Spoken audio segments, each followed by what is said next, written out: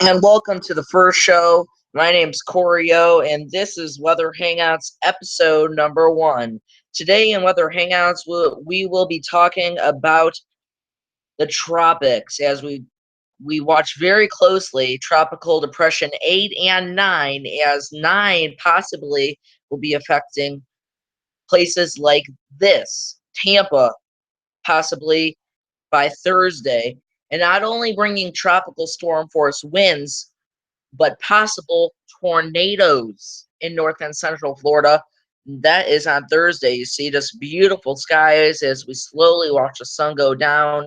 But we also want to talk last night.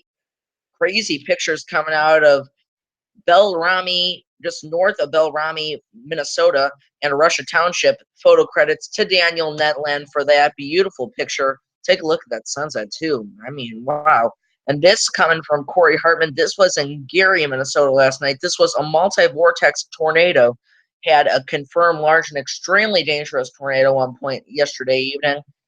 And we watch people having fun in this hail and flooding situation in Colorado Springs. You see a few pictures of people trying to be crazy pictures. Take a look at that one. And we have people helping others. Very nice thing. Take a look at all that hail. Very, very crazy what's coming out of Colorado Springs this evening. What's brewing tonight? Let's see what's going on. Looking at tropical or Hurricane Lester, I should say, very, very strong hurricane right now. We're watching Lester as well as Madeline, both potentially going to be affecting the southern islands of Hawaii as we're currently watching this hurricane watch. Does include Hilo as well. They're currently under a flash flood watch as well. You see the hurricane warnings extending all over throughout the islands, but they're not actually in the islands. You see Honolulu right there, Hilo right there. We also are watching tropical storm warnings from Morehead City all the way to Nags Head. This does include Cape Hatteras and Kitty Hawk, where they could possibly be seeing this Tropical Depression 8 near their area as a tropical storm, possibly by tomorrow afternoon. Look out for from places like Morehead City all the way again to Nags Head. And then, last but not least, we're watching Tropical Depression 9. This is expected to turn into a tropical storm by tomorrow afternoon, or not if tonight you're seeing this cone. There is predicted winds of 65 miles per hour by Thursday, and this is a very, very complicated storm.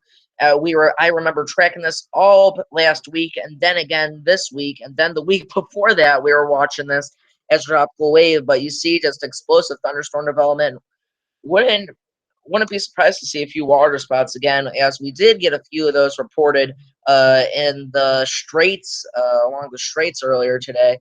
And then we move into this Tropical Depression 8, where we're watching the sun slowly begin to move out, and this is the last visible satellite picture that we're seeing of this.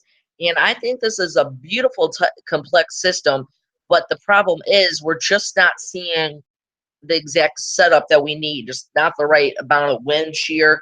Else, this would definitely be a strong tropical storm, if not a Category 1 hurricane.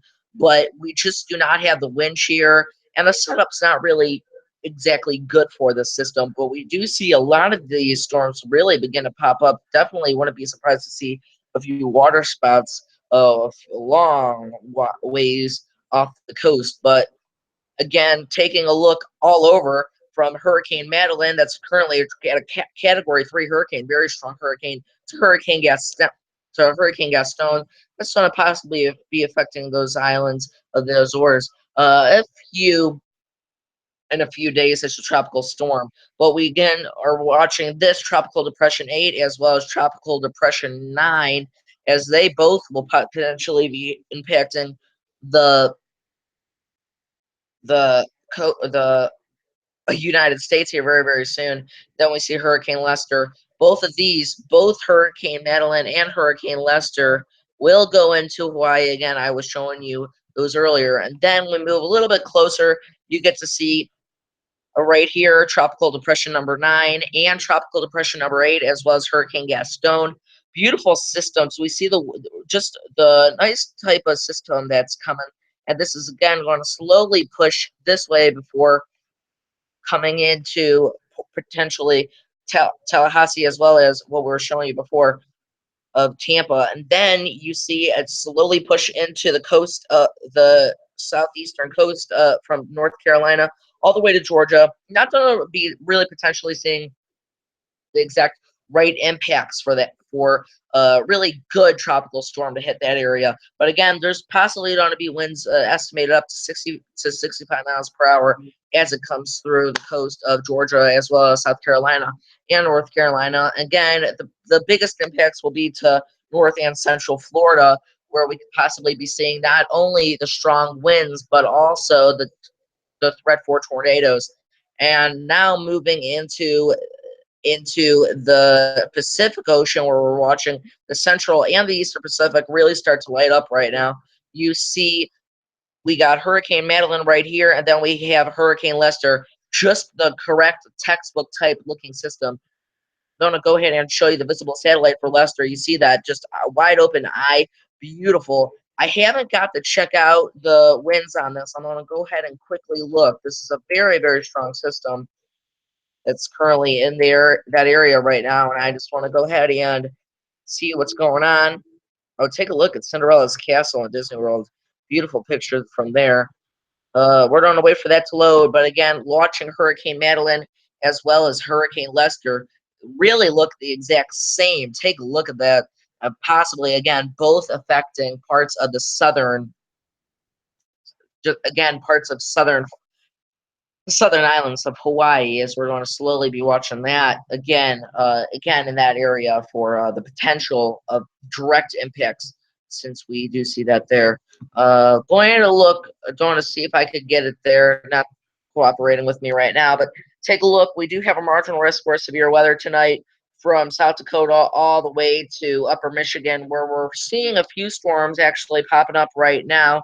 You see, we have a flash flood warning that remains in effect until 9 p.m. for portions of DuPage, as well as Cook and Lake counties. This does not affect Chicago, but we could possibly be seeing direct heavy rainfall at times, or just a nice little downpour in Chicago here coming up in the next maybe 20 to 30 minutes.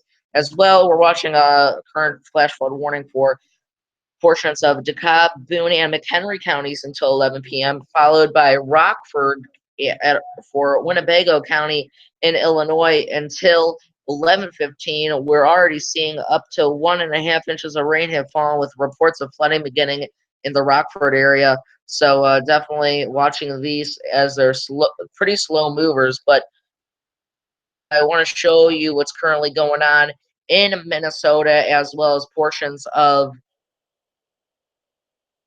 Wisconsin and upper Michigan. We did see that this line has formed. I'm going to take you a little bit closer here, show you just the Middle Locks Lake just south of that. A line has formed. Possible severe, possible few of these storms could get severe as we head on later into your evening into tonight. But something to definitely watch down there. And then moving into the southeastern United States, we're watching a few severe thunderstorm warnings down here just to the east of Morristown. We see severe thunderstorm warnings for portions of Greene and Hawkins County until 8 p.m. tonight. Look for 60-mile-per-hour wind gusts, as well as penny-sized hail with this storm. I'm going to take you a little bit closer here and show you what I'm talking about here. Morristown, as well as Austin's Mill, and we're seeing Enterprise as well as Baileyton there. That severe thunderstorm warning in effect again until night. And then taking you into Macon, we're watching a severe thunderstorm warning there. This one expires in about 5 minutes, and at 7:45 p.m. for Macon, we see this one starting to start to fall off. But again, still expect damage to roots, adding to trees with those 60-mile-per-hour wind gusts at times. Lasting into Macon right now, something to definitely watch as we're just seeing those afternoon into your evening thunderstorms, typical in the summertime. Well, we're watching, obviously, I was showing you the pictures from Colorado Springs. All of those flash flood warnings have expired, but again, we still have this one flash flood warning to the east, as well as a few other flash flood warnings. This one for north central El Paso County until 7:30 p.m. Mountain Time, as well as southeastern El Paso and portions of northeastern Pablo County. That went in effect until 7:45 tonight. And then we have this one for south central El Paso County and north central Pablo County until 7 p.m. We take you a little bit more farther east into Kansas, where we're watching stalled rain out there. And then we see a flood warning for Barton County in central Kansas. That one expires right around 8:30 p.m. Expect flooding for places like Great Bend, as well as Albert and parts of Cheyenne Bottoms and the Great Bend Airport. So watch out for flooding there. Again, we do have a flash flood warning up in Nichols, as well as Clay, Webster, and portions of Adams County. That one, again, expires right around 11:45 p.m. That one in Nebraska, we're also seeing some rain into Omaha now. Central Iowa, we're currently watching a flash flood warning. This one has been in effect for several hours now. This one for southern Story and southeastern Boone counties.